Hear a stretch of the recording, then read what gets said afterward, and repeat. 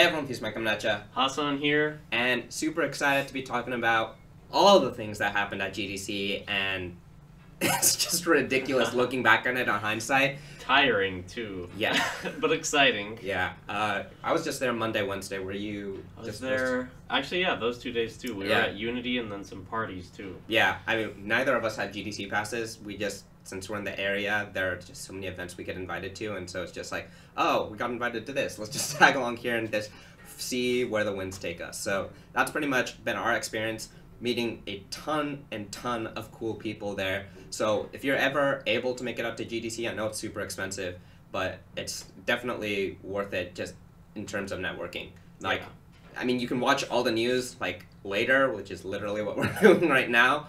But I think that the best experience out of it is just meeting people, because you never know who you'll actually meet. So I think that's cool. Also, when you do get a pass, or if you can get a pass, I feel like it's one of the coolest conferences. Like, you get to play so many like indie games. You get to see games that are coming out. People give talks on how they built their game. I think one of the most shocking things from when we went last year is how many board games there are. Like, people talking about the tabletop games that they're building. So if you get a chance, definitely check out GDC. Yeah, I mean, my two favorite conferences are GDC and E3. But with that said, let's just kind of dive into that. Hopefully keep this video somewhat maintained. But first, an update from us.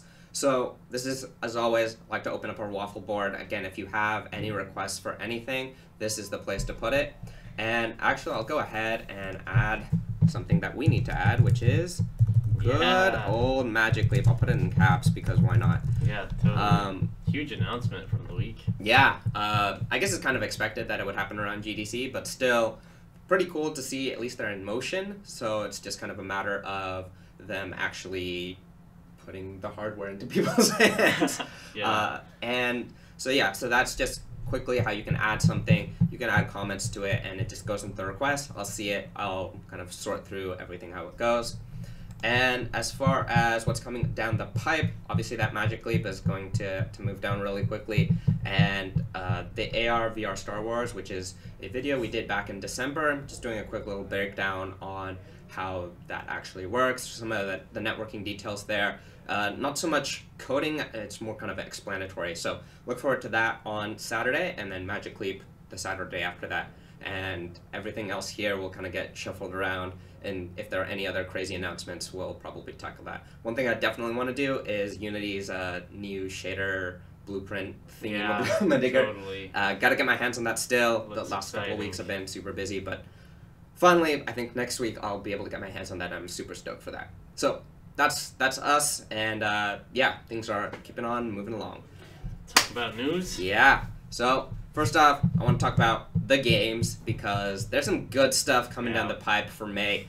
Budget cuts, which I think one of the first quote-unquote game videos that I did on the channel, and this was way back, was like a speed run that I got a lot of hate for, but I still had a lot of fun with it, of just kind of hacking around budget cuts.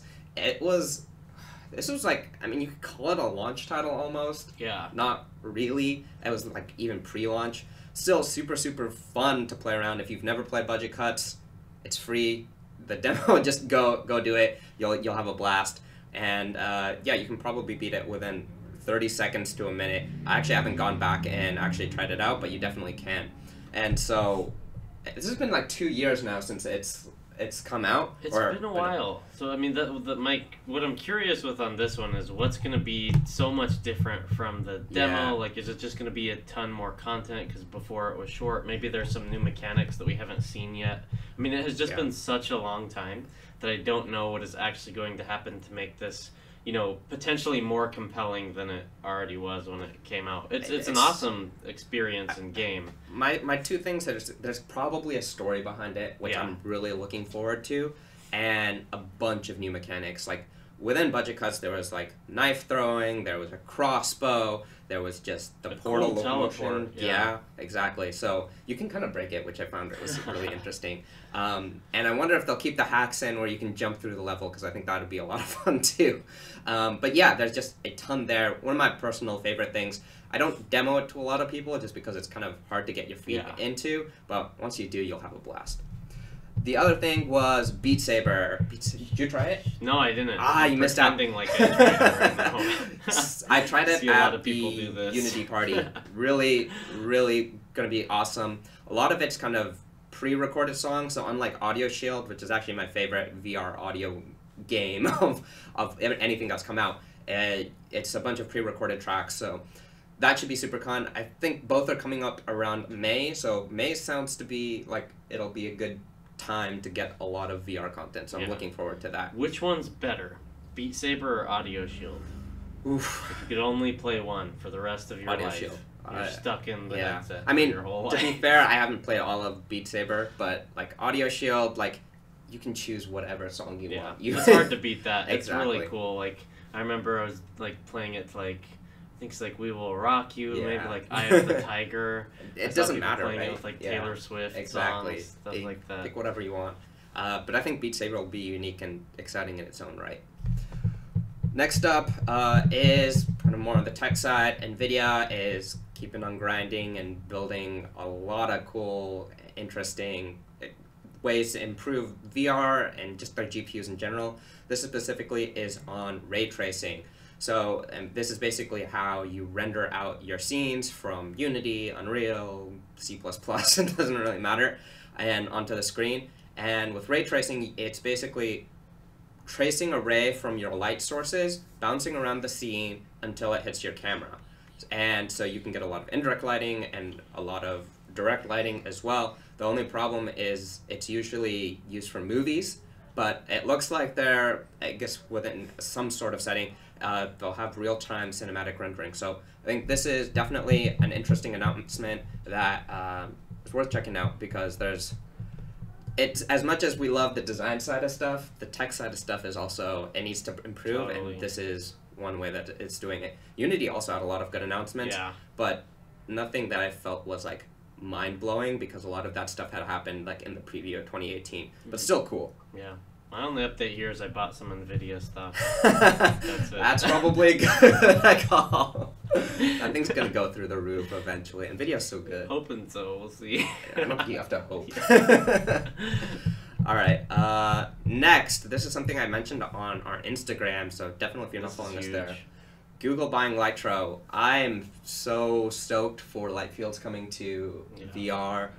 If you haven't checked out the demo, they have like, I think it's called Introduction to Lightfield, and you can just go ahead, try it out. You have like a little like wiggle room as far as where you walk in a space, and it's better than 360. 100% better than 360. It's still kind of limited, but you have the flexibility of even potentially even interacting with things, and just capturing a scene in 3D is really, really awesome. So what makes it feel better than 360 for people who haven't like tried both of them? Well, one, try it. If you're on a headset, try it. I mean, I think the thing that makes it interesting is you have depth now, and 360, even if you have 3D stereo 360, you don't have like the lateral movements. So now I have the ability of taking my hand controller, maybe grabbing a virtual object in the scene and throwing it at things or interacting with it in some way. And that, I think, opens up the door. Basically, Lytro is basically, I think they made the intro to Lightfields without Lytro, but this Lytro's tech is way better and should hopefully get them something a lot more realistic. And you can see like this rendering right here is pretty clean, and it should hopefully make that a lot cleaner. Like the way I like to think about Lightfields is there's like 3 steps. 1 is the capture, which is Lytro. 2 is rendering, which is Otoy. And 3 is the displays, which no one's really doing other than Gordon at Stanford, who I worked with in his lab. And like those are the 3 things. Google has, I think, pretty much done the first 2. They just needed a good VR display to do it, and it'll be super realistic. Yeah. What's Gordon's last name? Vetstein. Vetstein. German. That's a W, though. Yeah. German W. It's a German W and V. Yeah, definitely Google him.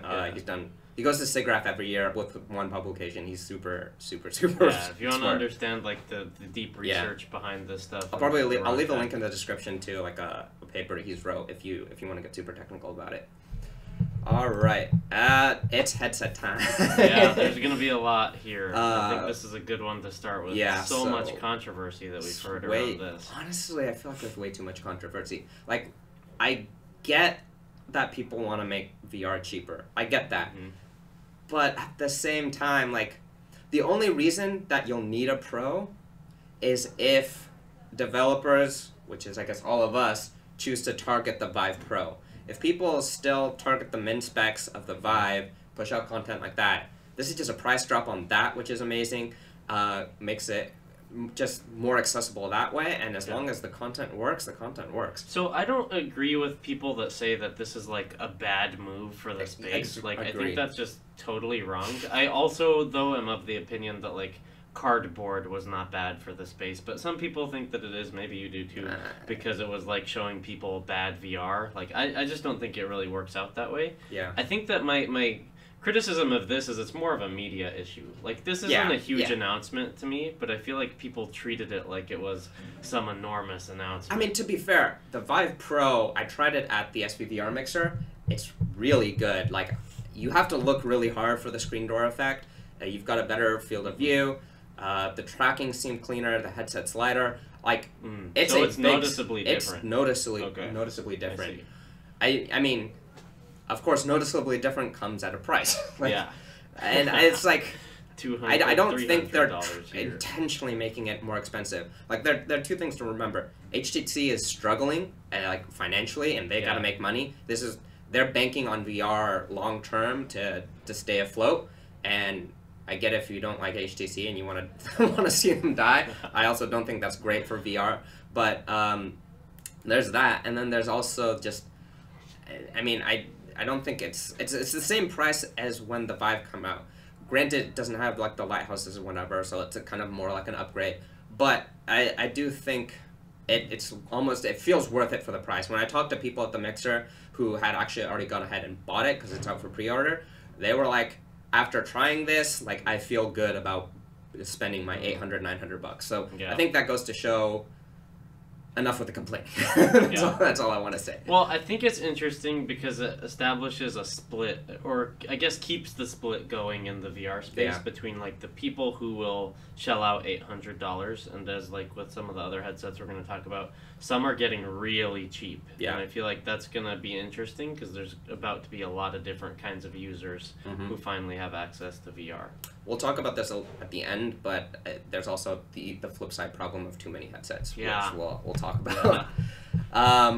So next up is the Lenovo Mirage Solo with Daydream support. So again, a standalone headset, 6 DoF, and May, that's when it's coming out. So $400 is a pretty good price point. I mean, we'll compare it to some of the other ones, but for the Daydream library, you get a 3 DoF controller, you get 6 DoF tracking.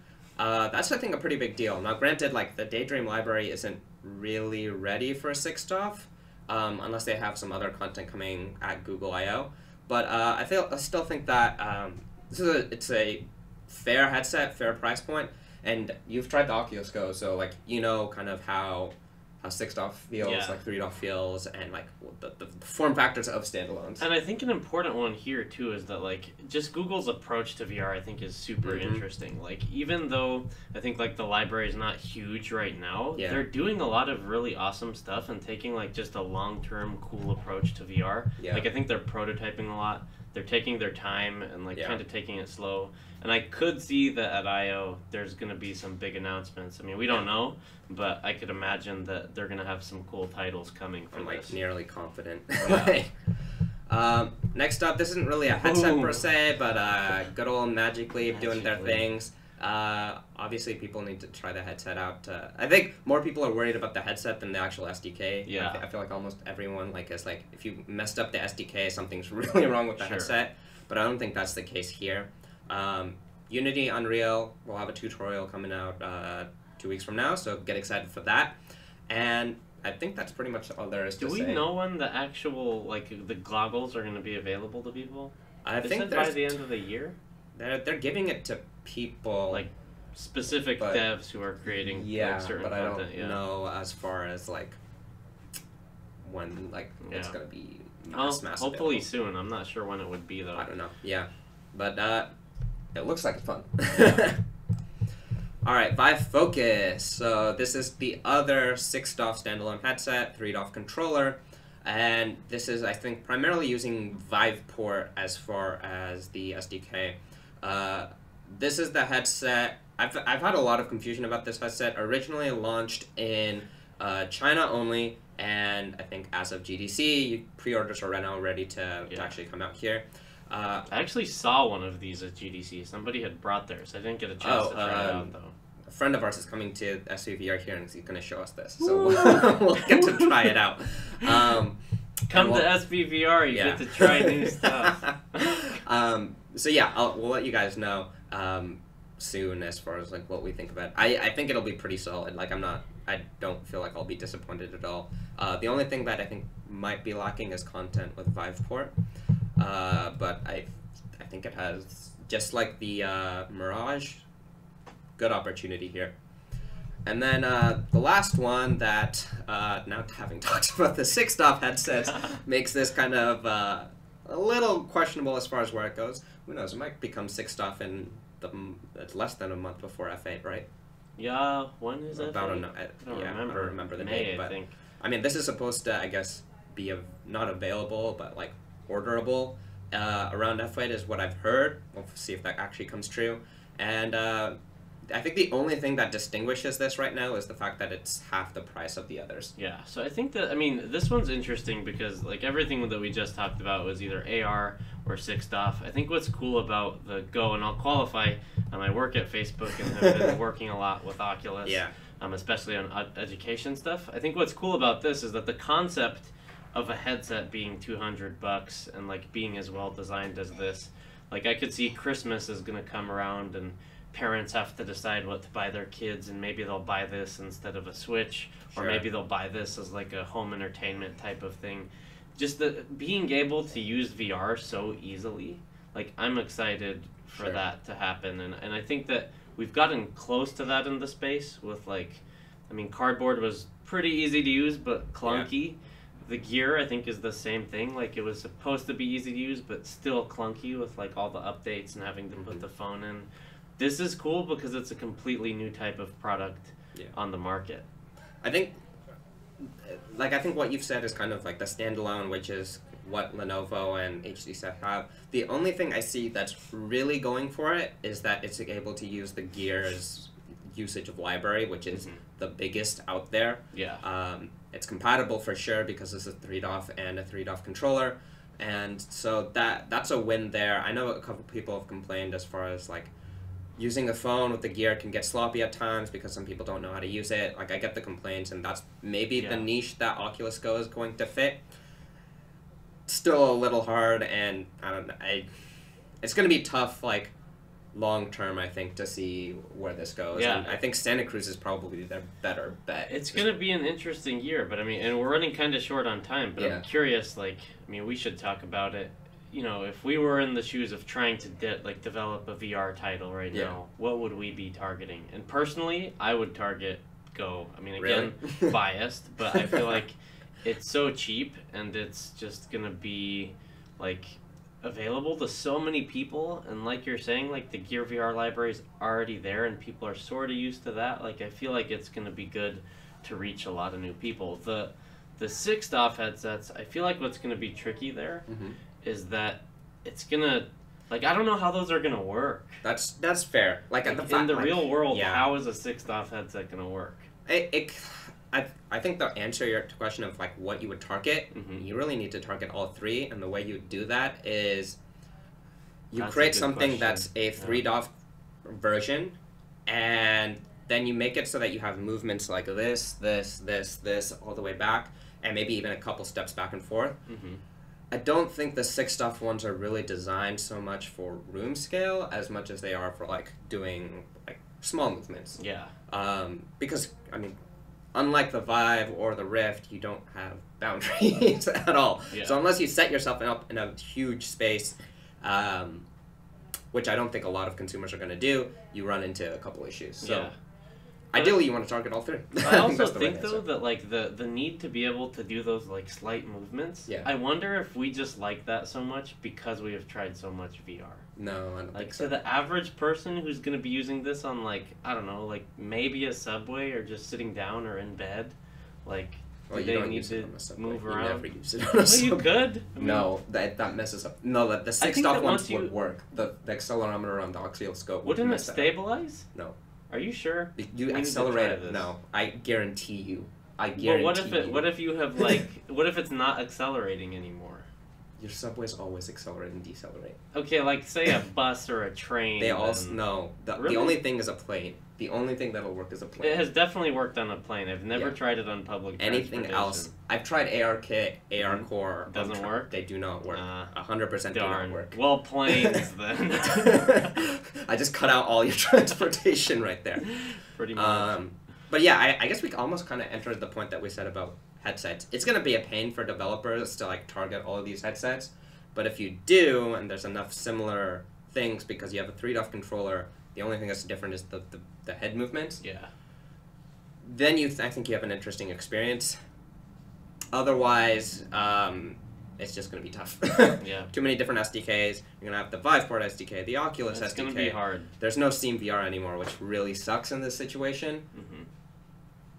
And that's all I can say. I was going to try to compliment it, but then I was like, no, it's just going to suck. I mean, this is something that we're going to be talking about throughout 2018. Like, Yeah. I feel like this is going to be a lot of story of the year. Like, I think that a lot of last year was about people trying to, like, find their way in the VR space, and then AR came out of nowhere. Maybe some other stuff, too. I feel like this year is going to be about headsets and fragmentation. Also, like, That might even be next year also. Yeah, I think it'll last a while. But yeah, that's it. Again, I know this was a lot longer than we planned, but GDC just had so much information. It's definitely exciting time in the VR AR space, so I think it's just going to take a while for some of these things to settle down, and I think the one tip that we can give you is be patient, and things will take time to settle and for people to adopt things, but I think the point of GDC really is to show the amount of innovation that's happening and show that it's not stopping. So I think that's the super exciting part. Totally. So that wraps it up for here.